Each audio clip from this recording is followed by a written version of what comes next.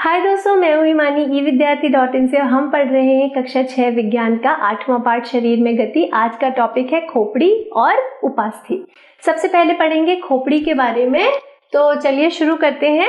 ये हमारी खोपड़ी है, मानव की खोपड़ी। ठीक है, अब इससे डरना नहीं है क्योंकि कई हॉरर फिल्म्स में हम देखते हैं कई बार कि जब कोई ऐसा तांत्रिक वगैरह का या कुछ ऐसा डरावना सीन शूट करना होता है तो ऐसे एक खोपड़ी साथ में कुछ बोन्स इस तरह से कुछ सीन दिखाया जाता है ताकि लोग डरे। लेकिन इससे आपको डरने की जरूरत नहीं है क्योंकि ये बहुत बड़ा काम करती है हमारे शरीर में। क्या करती है आप देखिए दोस्तों, हमारे शरीर में जितनी भी गतिविधियां होती हैं, हम चलते हैं, हम रोते हैं, हम खाते हैं, ठीक है, उन सब का नियंत्रण किसके हाथ में होता है? हमारे मस्तिष्क के हाथ में।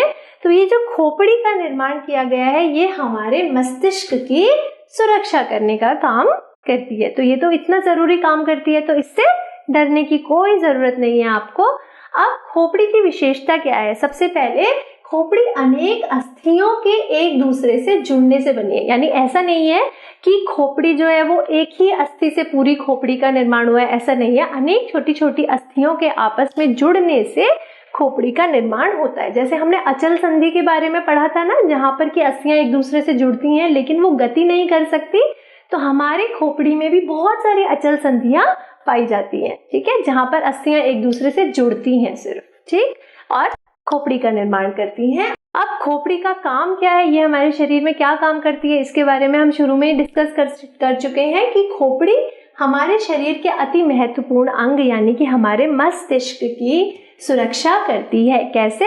उसको परिबद्ध करके, ठीक है, यानी कि उसको कवर करके। ठीक है, खोपड़ी के अंदर ही मस्तिष्क उपस्थित रहता है ना, तो खोपड़ी मस्तिष्क की सुरक्षा करने का काम करती है। ठीक, अब आप जब बड़ी क्लासेस में जाएंगे तो इसके बारे में और डिटेल में पढ़ेंगे, और ज्यादा विस्तार से पढ़ेंगे, लेकिन अभी के लिए आप इतना ही पढ़िए। ये आपको इतना अभी जानना जरूरी है कि खोपड़ी मस्तिष्क की सुरक्षा करती है और ये अनेक अस्थियों के एक दूसरे से जुड़ने से बनती है।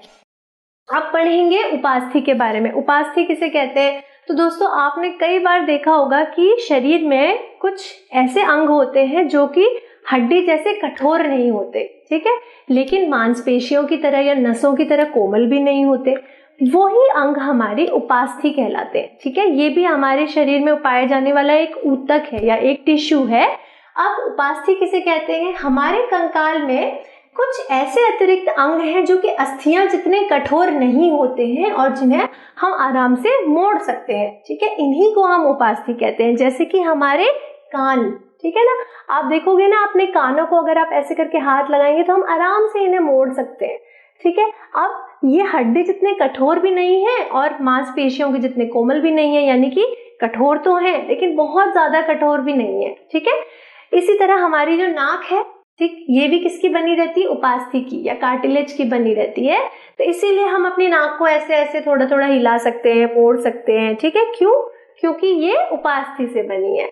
अब ये ऐसा एक ऊतक है जो कि ना अस्थियों जैसा कठोर है और ना बहुत ही ज्यादा कोमल है। ठीक है, अब देखेंगे उपास्थि के बारे में और हम क्या जान सकते हैं। उपास्थि अस्थि जैसा कठोर नहीं होता और ये शरीर के संधियों में पाई जाती है, इसीलिए पहले से ही अंडरलाइन करके रखा है। क्यों? क्योंकि ये आपके बहुविकल्पीय प्रश्नों में पूछा जा सकता है कि उपास्थि कहाँ पाई जा सकती है।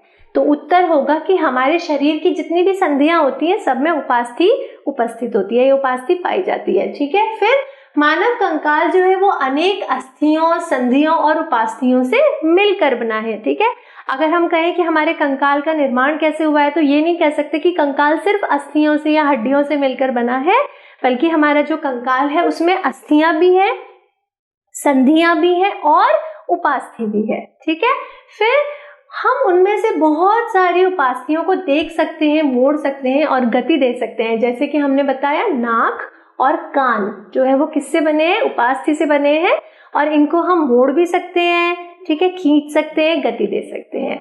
तो आज के वीडियो में हमने जाना खोपड़ी और उपास्थि के बारे में। अगले वीडियो में आपकी इसी पाठ का एक नया टॉपिक लेकर आएंगे। तब तक के लिए keep watching and do subscribe. Thank you so much, bye.